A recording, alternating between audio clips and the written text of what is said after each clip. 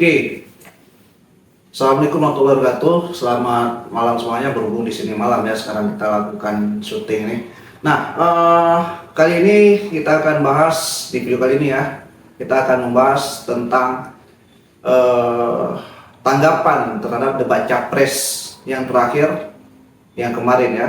Jadi beberapa hari kemudian kedepannya kita akan mengadakan pemilu. Nah, saya akan mereview alias memberikan tanggapan terhadap program dari para capres, terutama dalam bidang pendidikan. Kenapa? Ya, karena sedikit banyak saya juga berhubungan dengan dunia pendidikan, dan saya rasa program-program mereka juga perlu kita bahas. Karena apa? Itu nanti kita akan berpengaruh terhadap ya namanya sistem pendidikan kita ke depannya. Terutama bagi kalian yang pelajar ya. Kalau kita bilang SMA, apakah kalian akan merasa aman dengan ketika kalian kelas 12, kalian masuk ujian perguruan tinggi negeri? Apakah sistem ujiannya akan sama dengan sekarang atau berubah lagi? Setiap saat berubah, setiap saat berubah. Enak kan zaman sekarang pendidikan berubah-ubah. Nah, oke, kita bahas ya. Jadi kalau saya lama-lama, saya akan membahas. Saya sudah melihat video, karena saya akan sempat nonton langsung, tapi saya melihat video tentang program capres-cawapres dari 01, 02, 03, 04 nggak ada ya. Nah, yang pertama, jadi dari capres 01 tentang pendidikan. Nah, saya udah review sedikit. Nah, dari 01 menyatakan bahwa dalam hal ini Pak Anies ya, siapa itu 01 berarti dari capresnya Pak Anies. Kesimpulan yang saya dapat yaitu yang pertama, dari 01 ingin meningkatkan kesejahteraan guru ya, baik gaji maupun tunjangan yang lain. Nah, itu yang pertama. Yang kedua, melakukan memperbanyak sertifikasi guru, terutama dalam hal ini adalah PPG. Sertifikasi dalam hal ini PPG ya. Nah, PPG itu seperti diklat atau kursus lagi untuk menjadi seorang guru. Nah, ini lucu, tapi nanti kita bahas. Kemudian ada beasiswa untuk anak guru atau ya anak-anak guru, karena menurut Pak Anies bahwa ketika seorang guru yang penghidupannya masih di bawah taraf kelayakan, dia udah mengurus siswa, kemudian anaknya telantar dengan biaya anaknya yang tidak mencukupi, bahkan anaknya mungkin bisa drop out atau putus sekolah. Nah, karena itu Pak Anies melakukan program beasiswa bagi anak-anak guru yang nantinya akan berhasil sampai ke tingkat perguruan tinggi negeri. Kemudian yang kemudian dari Pak Anies adalah memberikan penghargaan atau tunjangan bagi guru, dosen, peneliti. Dalam hal ini kalau ada guru atau dosen, sebenarnya Pak Anies hanya menyebutkan dosen peneliti, padahal guru bisa melakukan penelitian. Karena apa? Sebuah negara dengan sistem pendidikan yang baik itu, gurunya itu sekaligus sebagai seorang peneliti. Loh, kok bisa? Contoh sistem pendidikan di Finlandia. Nah, ini akan saya bahas juga nanti di selanjutnya. Nah, yang terakhir adalah beban administrasi yang ditanggung oleh guru yang tidak perlu. Nah, ini adalah hal-hal yang memang saya simpulkan dari Pak Anies, baik positif maupun negatifnya. Nanti kita ulas. Kemudian dari Pak Prabowo. Nah, Pak Prabowo secara singkat aja menyatakan beliau setuju dengan semua program atau masalah yang disampaikan oleh Pak Anies. Namun beliau menambahkan satu hal. Apa satu hal itu? Melakukan audit sistem pendidikan, terutama dalam bidang dananya, dari atas, dari pusat ke bawah, dananya itu harus benar-benar ya, diawasi, jangan sampai ada kebocoran. Nah, ini hanya tambah sedikit dari Pak Prabowo, dan ya sudah cukup ya mungkin. Nah, kemudian yang terakhir dari capresnya 03 Pak Ganjar. Nah, di sini beliau saya simpulkan ingin meningkatkan fasilitas. Dalam hal ini fasilitas banyak ya. Salah satunya mungkin memperbaiki sekolah yang rusak, alat-alat tulis siswa atau alat-alat penerangan mengajar guru seperti papan tulis, video dan lain-lain, atau pengadaan fokus dan lain-lain lah, namanya fasilitas ya. Kemudian juga sama dengan capres dan cawapres sebelumnya menaikkan gaji. Kemudian melakukan sertifikasi guru, dalam hal ini berarti sertifikasinya harus melalui suatu pendidikan lagi-lagi yaitu PPG yang nanti kita bahas juga. Kemudian pemanfaatan teknologi untuk membantu guru, dalam hal ini beliau katanya sudah menerapkannya ketika beliau menjabat sebagai kepala daerah di provinsinya itu. Nah, kita akan Selanjutnya adalah administrasi juga sama, yaitu beban kerja guru yang tidak sesuai dan tidak sepantasnya. Nah, itu tadi 3 program dalam bidang pendidikan. Nah, oke, kita akan masuk ke pembahasannya ya. Pembahasan umum. Nah, kita tahu bahwa di dalam amanat Undang-Undang Dasar 1945 menyatakan bahwa anggaran pendidikan itu 20% ya dari setiap alokasi APBN per tahunnya.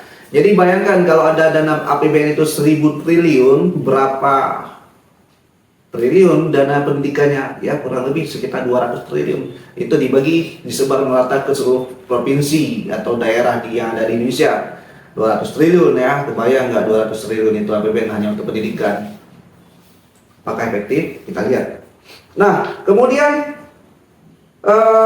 kita melihat bahwa ranking pendidikan Indonesia. Nah, ini baru-baru ini sudah keluar ranking pendidikan Indonesia. Menurut PISA ini adalah suatu organisasi yang melakukan survei terhadap kualitas pendidikan seluruh negara yang ada di dunia ini, baik itu terhadap siswanya maupun sistem pendukungnya, seperti misalnya kurikulum dalam negara tersebut ya. Nah, jadi berapa sih ranking Indonesia PISA terbaru yang kita ketahui? Nah, data yang kita lihat bahwa peringkat Indonesia dalam sistem PISA itu menempati peringkat 68 ya, dengan total skornya 382. Jadi kita di peringkat 68 atau 67 kurang lebih seperti itu. Kemudian bagaimana dengan negara yang katanya dianggap sebagai negara dengan pendidikan terbaik di dunia, salah satunya yaitu Finlandia. Finlandia turun. Nah, jadi Finlandia turun dengan skornya 516,3. Nah, jadi itu beda jauh ya, 379 dengan 516, 200 lebih. Nah, kemudian di Asia Tenggara, siapa sih negara yang memiliki pendidikan terbaik dunia menurut PISA? Yaitu tetangga kita, Singapura. Bahkan di dalam PISA sendiri, Singapura menempati peringkat kedua dunia dengan pendidikan terbaik dunia di tahun 2023. Bisa dilihat di situsnya PISA sendiri. Kemudian, jadi yang terbaik saat ini siapa? Negaranya dari Asia juga, yaitu dari negara Cina dengan total skor 578. Nah, Singapura dengan total skornya 556 dan Finlandia 516. Nah, Indonesia, saya ulang lagi, 382. Jadi apa yang salah sih dengan kualitas pendidikan kita? Nah, jadi ya kita bahas sekarang ya. Apakah ini semua andil guru atau andil pemerintah atau andil siapa ini sehingga pendidikan kita ya kurang lebih stagnan ya, jalan cepat. Oke. Saya komentari masalah kesejahteraan alias uang, honor. Saya tegaskan di sini, seharusnya guru PNS itu tidak perlu lagi naikkan. Karena apa? Guru PNS itu sudah sangat banyak sekali gajinya. Yang memang harus dinaikkan adalah guru honor.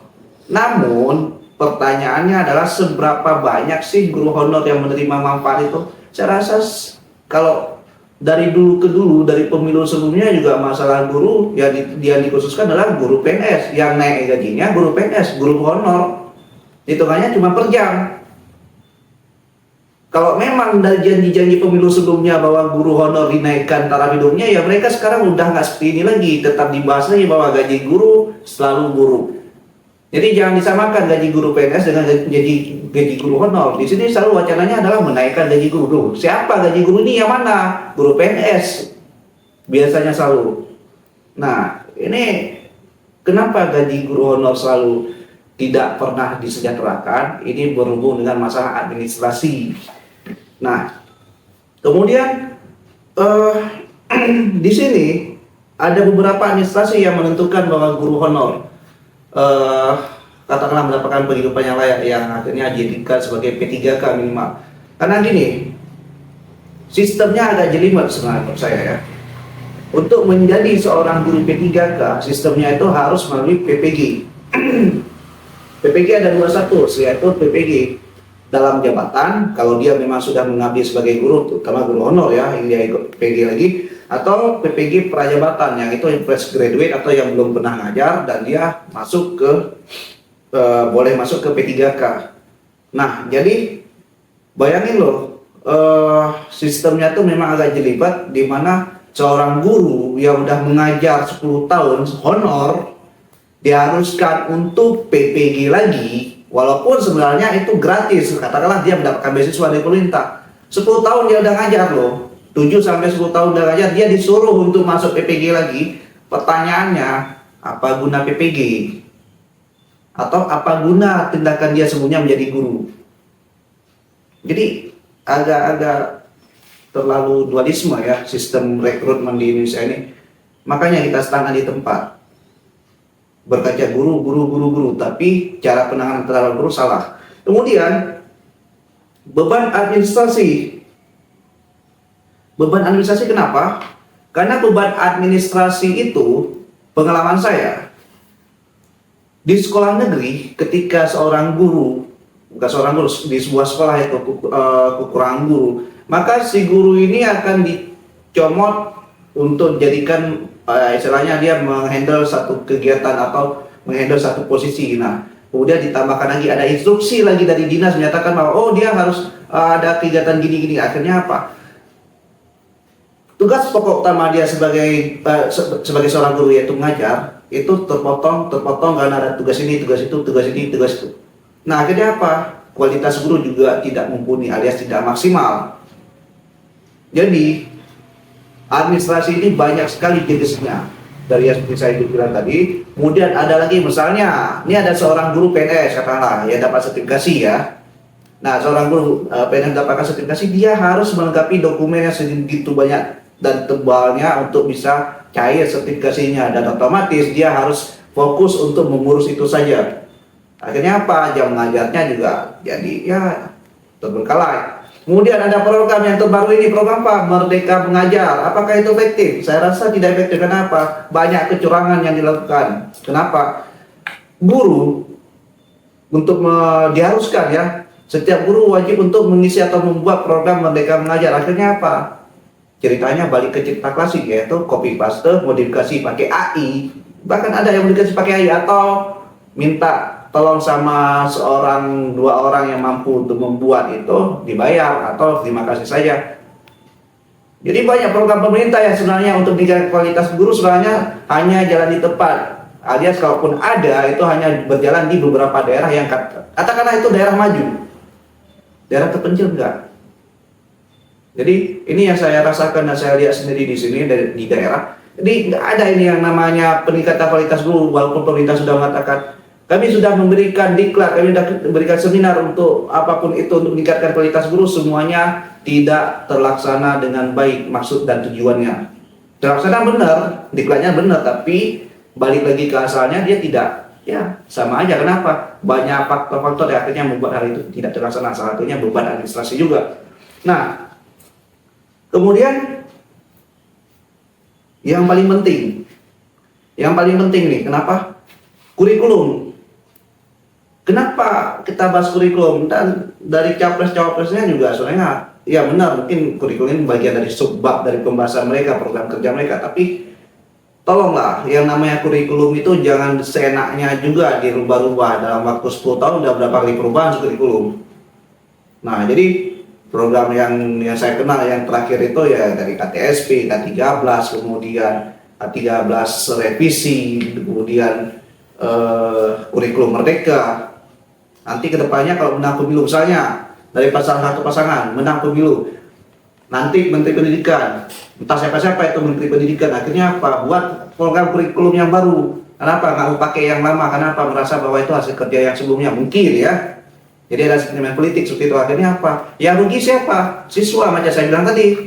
Ini ada anak nih, SMA, kelas 10 sampai kelas 12. Pada saat di tahun ini, tahun Anda pemilu, ya, si anak kelas 10. Nah, kemudian Anda menang, naik dia di kelas 11. Nah, belum berubah kurikulum karena Anda belum, karena kan 5 tahun. Nah, kemudian, oh mau berubah, si anak kelas 12, Anda merubahnya di kurikulum. Akhirnya apa? Ribet semuanya. Termasuk salah satunya yang jadi pembelajaran adalah kemarin perubahan bagaimana cara masuk ujian perguruan tinggi negeri. Ya, akhirnya banyak siswa yang memang kelimpungan. Jadi kalau mau bikin perubahan ujian masuk perguruan tinggi negeri itu, jangan pada saat Anda bilang ini kita berubah ya, langsung di tahun itu berubah. Anda waras atau tidak sih Menteri Pendidikan? Jadi resikonya Menteri Pendidikan bukan dari orang yang berasal dari dunia pendidikan tingkat bawah, ya ngerti satu. Yang kedua, apa guna sih staf ahli pendidikan? Saya rasa juga staf ahli pendidikan juga Anda berasal dari orang-orang yang intelektual tinggi, tapi coba Anda ngajar 1 tahun di sekolah SD, SMP minimal. Anda rasakan bagaimana sih dunia pendidikan, baru Anda bisa memberikan solusi. Ini enggak, Anda memberikan solusi dari kulit luar, tapi tidak dari kulit dalamnya. Jadi itulah sekelumit dari beberapa hal yang memang saya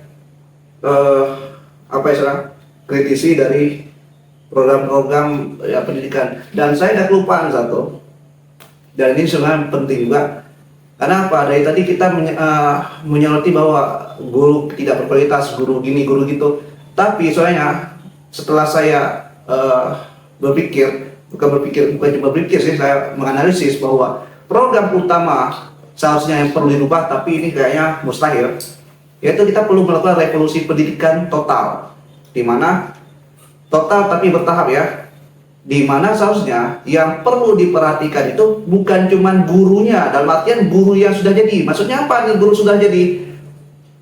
Ada mahasiswa yang sudah tamat S1 pendidikan ya kan? Nah, apakah mereka dikatakan guru atau tidak? Secara formalitas, karena mereka sudah menggenggam S1 pendidikan guru, otomatis mereka dikatakan guru ya kan? Nah, tapi dalam dunia kerja menurut aturan pemerintah, mereka belum dikatakan guru. Kenapa? Ya karena statusnya mereka belum ada yang namanya PPG, sehingga mereka ya secara resmi mereka tidak menerima gaji tanda kutip gaji sesungguhnya sebagai PNS P3K atau gaji guru honor. Ya gaji guru honor kan terhitung mereka masih semi guru. Nah, jadi apa yang seharusnya dirubah? Yang seharusnya dirubah adalah seleksi calon mahasiswa guru itu benar-benar diperketat. Sehingga apa? Logikanya sekarang yang bermasalah kan guru.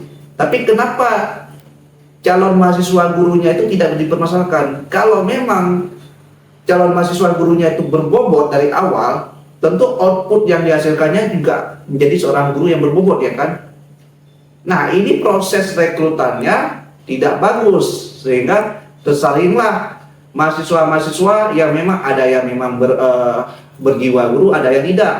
Yang tidak berjiwa guru dia karena apa? Oh, aku lulus di pilihan ini, ya udah aku lakukan daripada aku nganggur setahun atau apapun itu alasannya. Akhirnya apa? Dia jadi guru secara formalitas S1 pendidikan. Jadi ini juga harus dicermati bahwasanya akar permasalahan kita yang busuk itu adalah di seleksi calon mahasiswa guru, bukan di calon gurunya pertama sekali. Jadi mungkin itu saja tentang pendidikan. Nanti saya akan membahas sedikit tentang akar busuk-busuknya di dunia pendidikan, tapi itu di next video ya. Karena ini masalah debat capres, jadi program-program dari ketiga capres ini kita bisa nilai bahwa pendidikan itu apakah menjadi fokus utama mereka atau tidak, bagaimana, kalaupun tidak fokus utama, tapi bagaimana mereka secara bertahap mungkin concern untuk membahas tentang pendidikannya atau melakukan perbaikan dalam dunia pendidikan. Karena jujur saja, selama bertahun-tahun juga sih, beberapa tahun saya masuk dalam dunia pendidikan, kualitas yang saya rasakan ya, kualitas pendidikan kita stagnan secara garis besar, karena daya literasi kita sangat kurang. Jadi siswa-siswa kita juga sangat kurang. Bahkan ini tidak bisa disalahkan sebenarnya. Ini nggak salah siswa, ini nggak salah guru juga sebelumnya. Tapi pemerintah sangat ya ikut andil besar dalam dosa busuknya pendidikan Indonesia dengan kebijakan-kebijakannya yang memang kebijakan seenaknya saya bilang. Jadi di masa pemerintahan Menteri Nadiem Makarim, saya bilang Anda sangat jelek di masa pemerintahan di dalam dunia pendidikan ini. Dan saya pernah buat snap juga, tapi itu hanya sekedar undang-undang saya. Jadi pertama sekali saya melihat Anda menduduki posisi Menteri Pendidikan, saya memiliki asa atau harapan bahwa pendidikan kita akan lebih bagus. karena jejak track record Anda gini, ternyata tidak. Jadi saya harap dengan ya pemaparan saya ini mungkin bisa memberikan sedikit pemahaman bagaimana sih dunia pendidikan kita. Saya nggak mau bongkar musuh-musuhnya semua, karena ya ini realita yang ada di masyarakat, nggak perlu kita bilang juga. Tapi kalau emang mau ya tulis saya di komentar, kita bahas berdasarkan dari fakta-fakta di lapangan. Ya udah sekitar udah berapa menit ya kita ini. Sebenarnya saya nggak mau banyak-banyak, cuma pembahasannya juga berat. Jadi saya akhiri aja. Assalamualaikum warahmatullahi wabarakatuh. Selamat malam dan kita akan berjumpa di video selanjutnya. Oke.